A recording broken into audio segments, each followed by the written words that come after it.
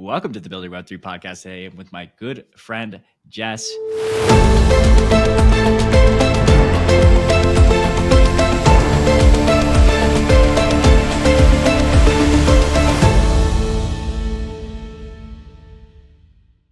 Quick disclaimer, we app only for informational purposes, and any views expressed by anyone on the show are solely our opinions and not financial advice. Jax and our guests may hold positions in the companies, funds, or projects discussed. Please do your own research. For people that are completely unfamiliar with the company, tell us exactly what you guys are doing and what you're hoping to accomplish. So Reown was born from WalletConnect, which is a staple infrastructure of Web3 since 2017 now. WalletConnect started as a protocol to enable apps and wallets to connect and communicate with one another. And we launched the Reown brand at the end of last year, partly because the WalletConnect network was going through the process of decentralization. And because at Reown, we really wanted to focus on the SDKs that we were building. So we have a couple of different SDKs for different app and wallet builders within the ecosystem. And our focus ultimately at the end of the day is about making user experience better in Web3. Every single one of us uses these products. We want to make sure that everybody in the world can use those. And I think today there's still a really big user experience gap where what we're used to in Web2, having really easy experiences, really intuitive experiences, is still lacking from Web3. And so our mission is really about building that platform to help developers build great user experience. But the user experiences are bad, or like switching 12 chains is not enjoyable, or maybe the random tokens that you're just like, where did these come from? Or maybe you can't even find the tokens you have. So talk to us a little bit maybe about some of the user experience issues in case people have forgotten and they've been too Web3 native for a while. I think it's really easy to forget, actually. You make a great point. Like when I started in Web3, you have to write down a seed phrase, you have to store it somewhere really safe. You have to, make sure that people aren't going to find that. You got to think about like how you store your assets. Fortunately, with WalletConnect, you could at least connect your wallet into an application, but only if that wallet was on the WalletConnect network. Otherwise, you had no hope of doing it. So I think we've actually come a long way. But still today, I think even if you're a new user, maybe you need to do a seed phrase, maybe you don't. Smart accounts have gone some way, I think, to helping to solve that. We now have Google and social logins, for example. We at Reown have a solution for that. So maybe the issue of seed phrases is less important than it is today. But a lot of the kind of like new innovation that we've brought around in terms of like L2 scalability has actually created more problems from a user experience perspective. So as you say, we have users with assets on many different chains. If I'm a new user today and I have USDC, I just want to be able to use that USDC. I don't want to be able to go into a store and they say, oh, we only want your USDC if it's on Solana and it's not on Arbitrum. Like that just doesn't make sense for me as a user. So we have this liquidity fragmentation across chains. We still have the issue that users need to know what native gas tokens are. How many times I've done this where I've gone to do a transaction and I don't have enough native ETH and I have to go and like buy that somewhere else. Too many clicks. And I think the biggest one, and this is the one that like when we do consumer surveys, which we run every year at Reown, we see is like we still don't have enough security in this ecosystem. People are blind signing transactions. They have no idea if their funds are actually going to reach the destination that they're supposed to. And we have no way of like kind of giving consumers those protections. And so we still have, for me, these like major experience gaps between Web 2 and Web 3. And I think that's going to be crucial to onboarding new users into the ecosystem. Yeah, to put it how crazy it is. So I work with the Arbitrum Foundation sometimes, and they'll even send me test transactions. And it's like, dang, one of the biggest L2s, it's like, you can't even know exactly if that random hash corresponds to whomever you're trying to pay. There's too many wallets. It's stranded money. It's quite brutal. It's super painful, and it's like super painful for you and I. And we've been doing this for years and years and years. And we probably have actually like thought about it. But for a new user, I often hear like we need to educate new users. And my pushback there is like, we shouldn't need to educate people on how to use this. We should have built it and designed it and implemented it in a way that makes it intuitive, because that's where the bar is. Like, big Web2 companies have spent billions and billions of dollars on UX research, which shows people just want these like very simple user journeys. And so to think that like we need to just kind of turn that on its head in Web3 just doesn't make sense for me. I think we need to be able to recreate it so that people can actually access these apps and really use them. Yeah, 100%. So let's talk a little bit about what you all are like putting forward to help people build these experiences in a more, friendly way. So at Reown, we kind of have three big components to our stack. So we have the WalletConnect network, which we continue to build, and this is kind of where the company kind of was birthed from, and it remains like a very core part of what we do today. So on the network, we have some 600 different wallets and over 15,000 registered and verified apps, some other 45 more thousand projects who've registered on it. And this network allows those apps and those wallets to communicate and connect with each other in a really seamless way. So with the WalletConnect network, we're continuing to grow that, continuing to bring new wallets and new apps online. We partner with different ecosystems. The tech is chain agnostic, so we can deliver this to any crypto ecosystem. And then on top of that, we have two core SDKs. One is called WalletKit. This is the SDK that we have for wallet builders. And within WalletKit, obviously what they get is access to the WalletConnect network so that their users can plug into any app really easily. We have a few other features in there. So touching on some of those user experience challenges, we have functionality called Verify API. So this allows the wallet to know the domain that it's interacting with and make sure that it's not on any scam lists, or it flags if the wallet is going to interact with a malicious domain. We also have something called chain abstraction functionality in WalletKit. So if you're building a wallet and you want your end user to be able to not have to think about this liquidity fragmentation, but use assets wherever they are, you can use our chain abstraction solution within WalletKit to do that. And then the second SDK that we have is called AppKit. And this is the SDK for app developers. That's what it says on the tin. And within this SDK, again, core functionality is plugging into the network so that as an app builder, I don't have to think about whether I want to give my app to MetaMask users or Trust users. I can instantly open it up to the users of all of those 600 different wallets. We also have features and functionality in there like on-ramps and swaps, so that as an end user or as an app developer even, I don't need to think about the on-ramping process. I can just offer that with one button within my application. This means that users, if they don't have funds, can top up without using that app, reducing the friction, or they can swap into the token that they actually need, again, rather than having to go back to their wallet or to a different application to swap those tokens. We have smart accounts. So if you're looking to bring on users to your application who maybe don't have a wallet yet, you can spin them one up using either email or social and Google logins, for example. Give them a wallet so that they can start playing your game or trading or whatever that is. So those are kind of some of the core features and functionality. But the idea really behind both is that as a developer, I don't need to think about the connectivity part. That's taken out of my hands. And I can offer great and intuitive user experiences and safe ones to my end user. Safe one's very important. So talk to me a little bit about like the ideal customer profile. Is it like I'm a new developer and I'm like, you know what, I want to build on chain, but I don't know how? Or is it some of these more established companies where they're like, you know what, I need to build out this particular functionality instead of building from scratch. Let me just go integrate with the Reown team. Honestly, we actually kind of have served historically right across the spectrum of these builders.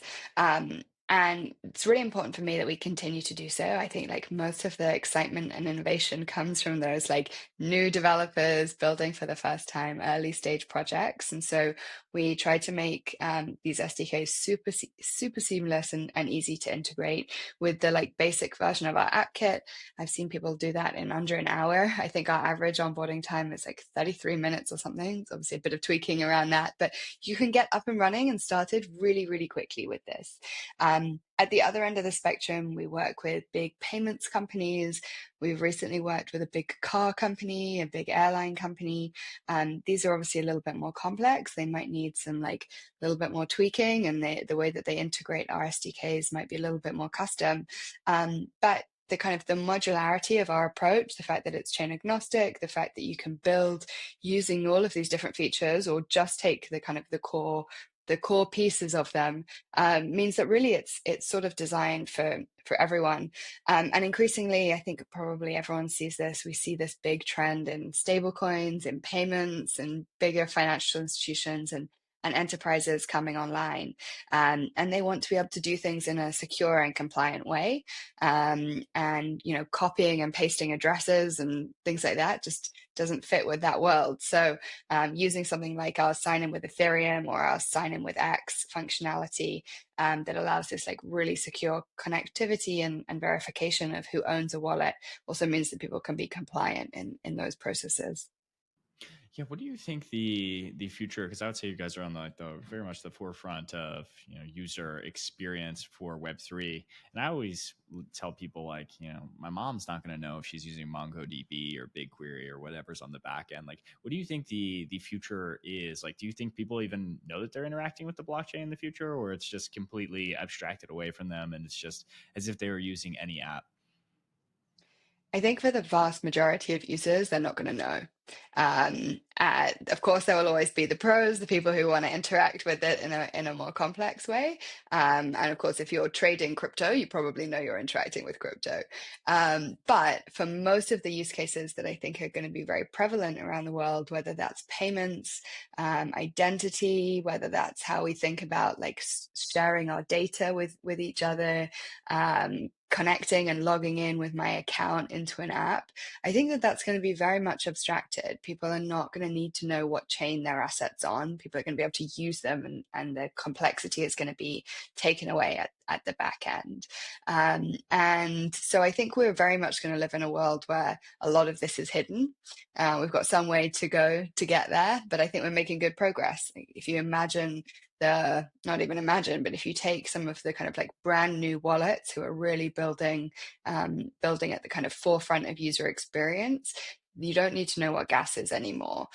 You can use your assets across any chain. You can secure your seed phrase with social recovery and things like this. And so increasingly, I think we're getting there, but there's still a very big gap for it to be easy for your mum to use this stuff. Yeah, what do you think are the prevailing use cases that kind of will survive? It was funny. I was talking with a potential investor, and he was telling me about the Digital Asset Summit in New York and how it's like more institutional. People are very excited about like Solana and Bitcoin and like some of the tech. And then I went to Eat Denver. It's like a month ago, and the sentiment almost felt kind of bearish because like that's more like traders, ETH, or I should say crypto natives. Like, what do you think are the things that will prevail? Because like obviously everything in crypto doesn't have product market fit.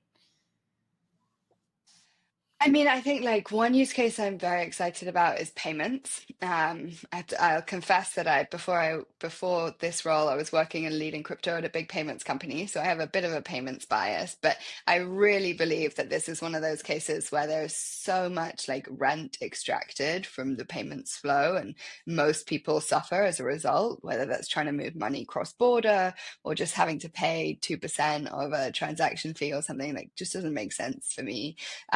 Payments can be so much more efficient, so much cheaper, so much faster if we use this technology.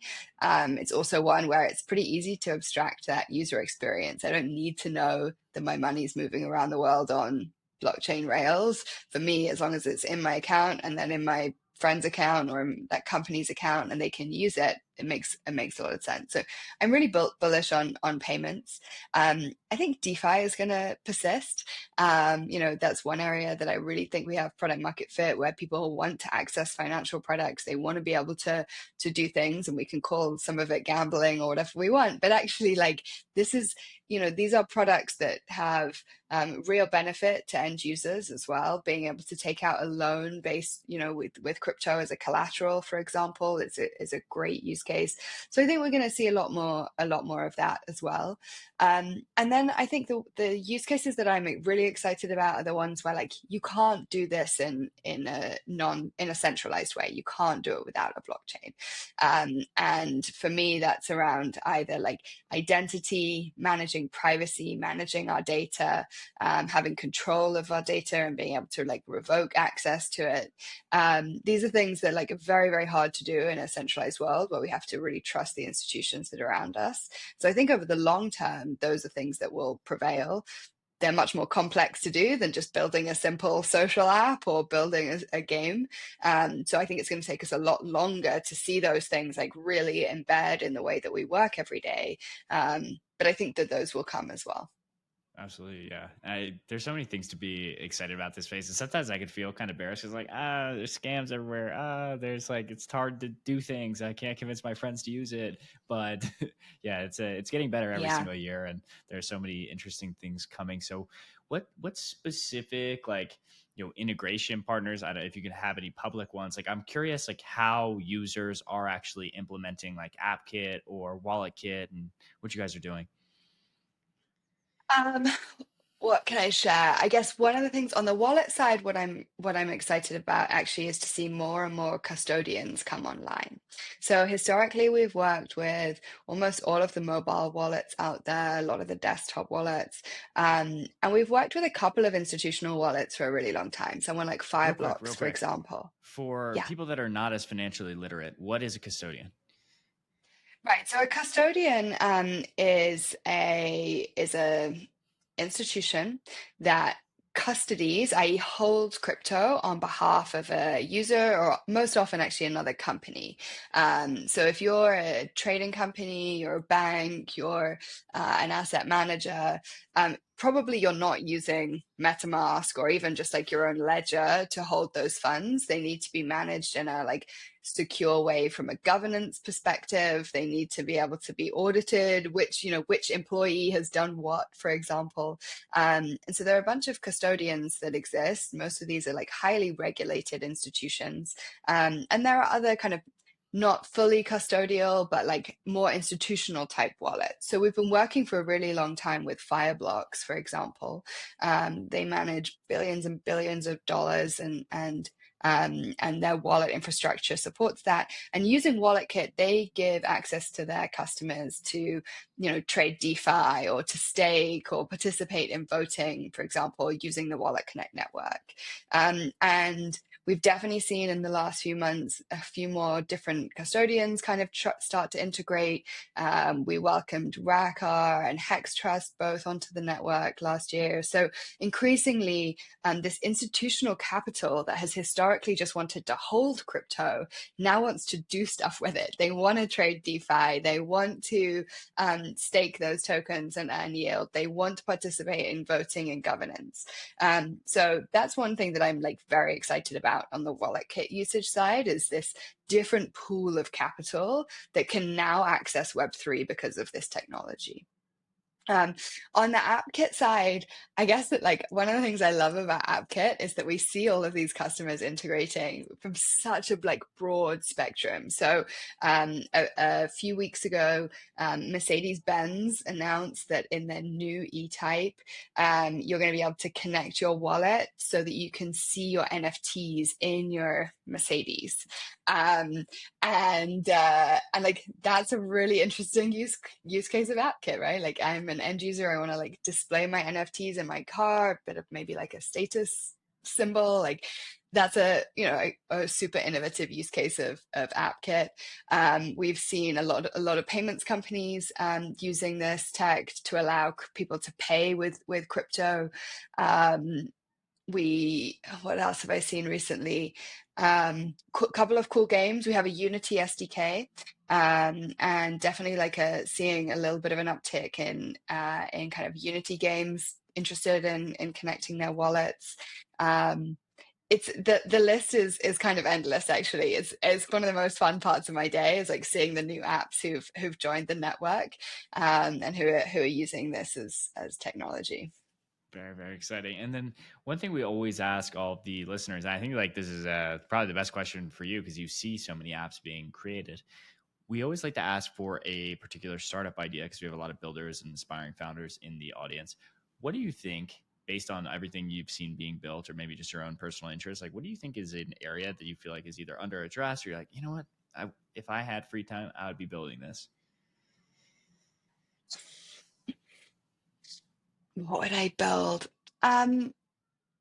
I definitely think we can do more from a security perspective. If that like B2B thing is something that's interesting, I think that there's more that we can do there, whether that's around transaction simulation, whether that's around like mempool protection, MEV protection, all of these things. I think like if you're deep in the tech, that's stuff that is still, for me, like very under invested in and where we can do more.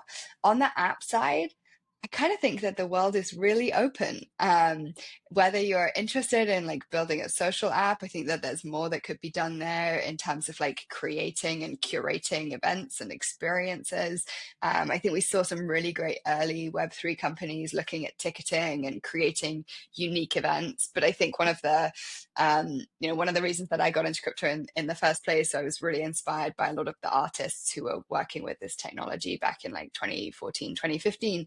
And there were a couple of like Imogen Heap, for example, who was using this tech to really engage with her fan base more and give them early access to tickets and early access to her new albums and stuff like that. So I think that there's more that can be done in a like social music art kind of space to build community.